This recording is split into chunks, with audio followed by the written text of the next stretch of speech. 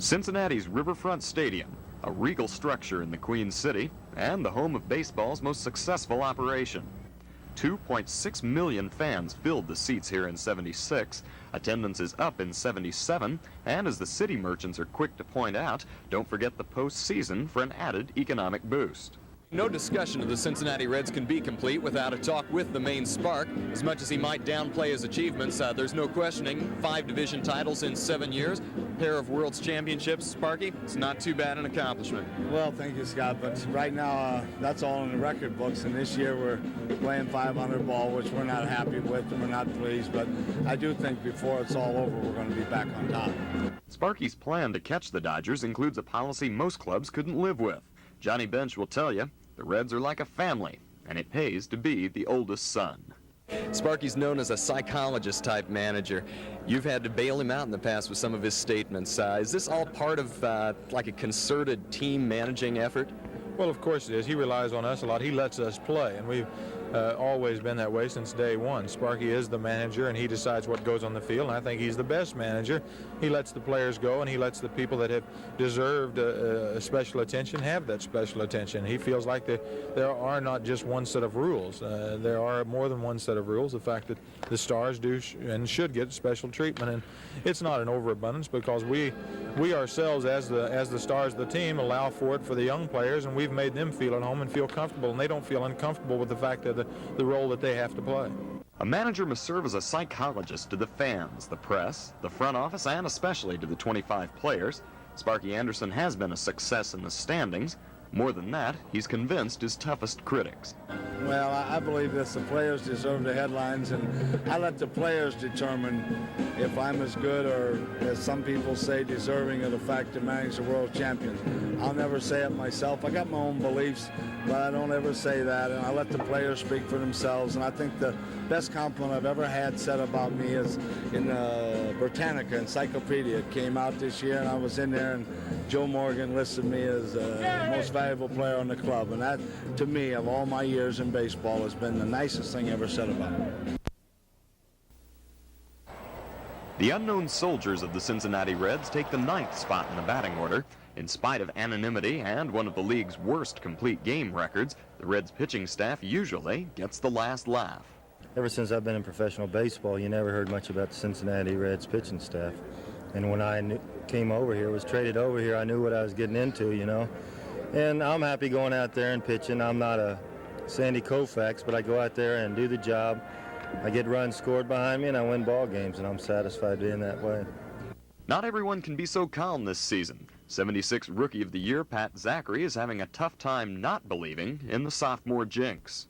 I've had some elbow problems. I've had a few mental problems trying to work out some things, and I got into some bad habits throwing the ball because of I was favoring my arm a little bit in some respects, and now I've got to get out of the habits that I'd picked up, out of those bad habits, and get back into throwing the ball like I did last year. And hopefully it's not going to take all year, because I can't take much more of this. It's been a nightmare. The Reds' bullpen, usually a strong point, this year a sore spot. The relievers are led by the club's only potential free agent. I think I'm one of the best relief pitchers around, and I think I deserve to be treated that way. And the way things are going right now, it doesn't appear that way. I think our biggest fault this year, Scott, was our bullpen didn't do quite as well as we expected. And Sparky's been going a little longer with the starters, and I think it's paying off. I think that the management it's been contested, but my opinion is that I've been shelved a little bit, and I haven't been given the opportunity, and they say no. But I think I tend to not trust them now. I think they're not telling the truth. And I've had many opportunities where I could have gotten into a couple of ball games and get some work in, and I didn't get it. And I think being the only unsigned player, I don't view it as playing out an option. I just view myself as a player without a contract. Coach Shepard admits Woody Fryman is not the pitcher Don Gullett was or will be. That brings up the subject of age. Fryman, 37. Norman and Billingham, 34 apiece. Like you say, we do have a little bit of age, certainly not that much or that bad, but we've got room. There's always room for a better pitcher, and certainly a younger pitcher, but you just can't tear us apart with, I don't think you can tear any major league club apart with a little experience pitching. You've got to have that. Scott Starks, Channel 8 News, Cincinnati.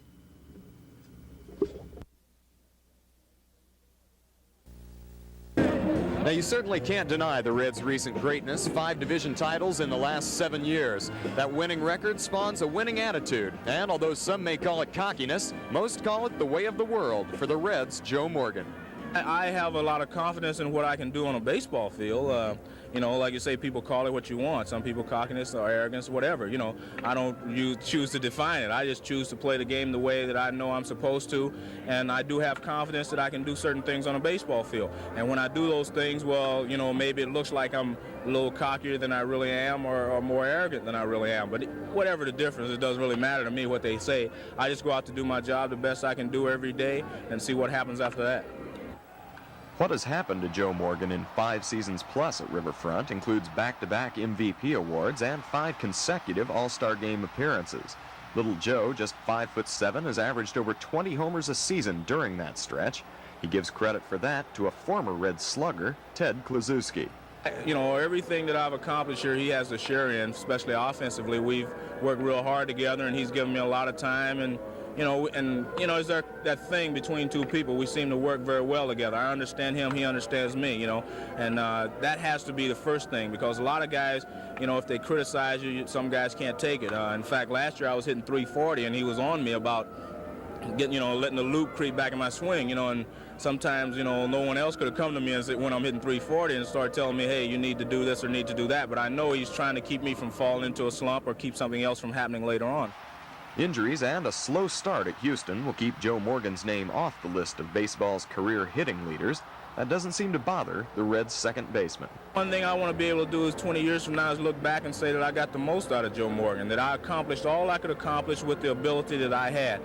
By that I mean I don't want to look back and say, well, if I'd have worked a little harder in the batting cage, I could have hit higher. If I'd have worked a little harder, I would have been a little better defensively. I want to be able to look back and just say I got all I could get out of Joe Morgan. Now, if that makes me the best player in baseball, fine. If that makes me the worst, that's all I can do. I've got a certain amount of God-given talent, and I want to take advantage of that. I've seen a lot of guys look back over their career and say, if I would have done this or if I would have done that, I could have been better. And that's the one thing I don't want to happen to me. Scott Starks, Channel 8 News in Cincinnati.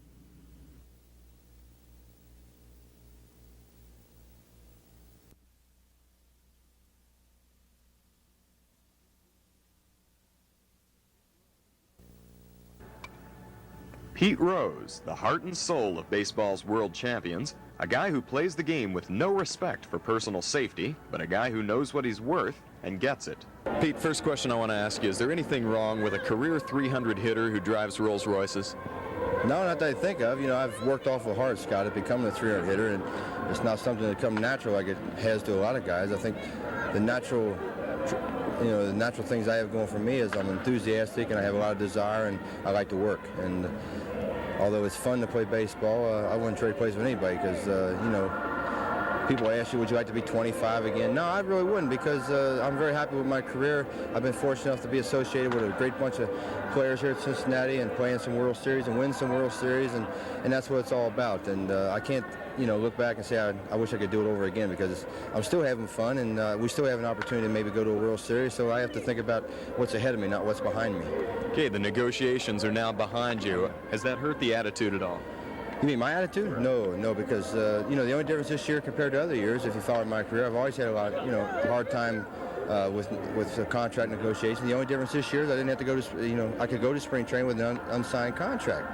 And they had their arguments and I had my arguments, and I'm sure that they wouldn't have given me what they give me if they weren't happy. And I'm happy, and it's a 2-year contract, and, you know, whether I signed or not, I'd have still played 110% because I owe that to my teammates and to the great fans of the Cincinnati area. It seems that every at-bat means a new record for Pete Rose. This year, he'll pass Frankie Frisch to become the game's greatest switch hitter. Next year, barring injury, Pete Rose will collect his 3,000th hit. Those numbers mean a great deal to Cincy's top attraction, but Rose burns with an immediate goal.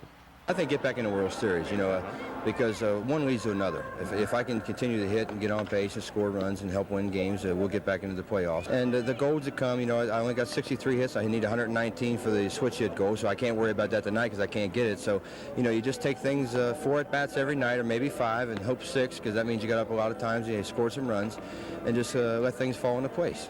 Okay, 3,630 hits, the National League hit record. That we might be talking about, say, a 40-year-old third baseman, a 40-year-old designated hitter, Well, perhaps. I think what will have to happen for me to do that, a lot depends on my next 3 years. You know, I haven't missed a game now in over 540 games. People ask me how long I like to play. You know, I don't look at years. I want to play as long as I can do the job. Now, whether that's 600 hits, 500 hits, 400 hits, 700 hits, 800 hits, I don't know. And, you know, I feel good. My legs are in good shape. I take care of my body. You know, I'm a young 35 years old, so who knows? And I hope the designated hitter comes in the National League so I can stay in the National League because, you know, the record, like you said, 3,600 and some is damn usual. Right. Now, Hank Aaron has more than that, so does Ty Cobb, but they went to the American League. So we'll just have to wait and see, and I think the next 3 years are awfully important because if I can get close to 600 hits in the next 3 years, I'll have a good shot at it. And you want those 3 years to be here in Cincinnati? Oh, definitely. This is the only place to play. This is, I think when Abner Doubleday invented baseball, he should have been right here when he invented it. Scott Starks, Channel 8 News in Cincinnati.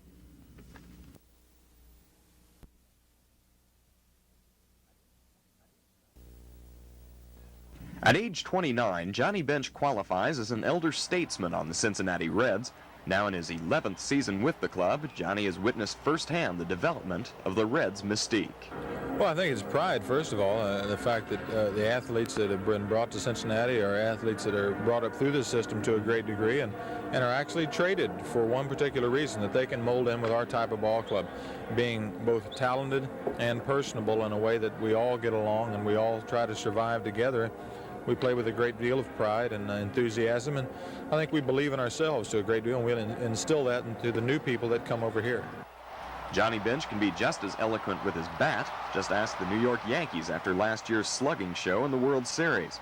This season, Bench's annual slump came and went at an early date. Johnny now steps to the plate with typical Reds confidence. 37 RBIs right now after a very poor start, and I think things are starting to accumulate in the right fashion for me. I hope so. I feel good at the plate, and I've been concentrating a lot more with men on than with men off. I've always been guilty of that, but that comes from catching and a lot of things and mental strain, just thinking about your defense, not only your offense. So it's important for me to do well and to keep the average up, I think, for other people, and it's not so much for myself, because I can live with myself if I do everything else well. I really don't take hitting that seriously until it comes time for me to hit, and usually I'm thinking about defense so much. A lot of times it's 50-50, and I don't spend as much time offensively maybe as I should, but if I do, I feel like I'm taking something away from the rest of the club by not calling the pitches for the pitcher.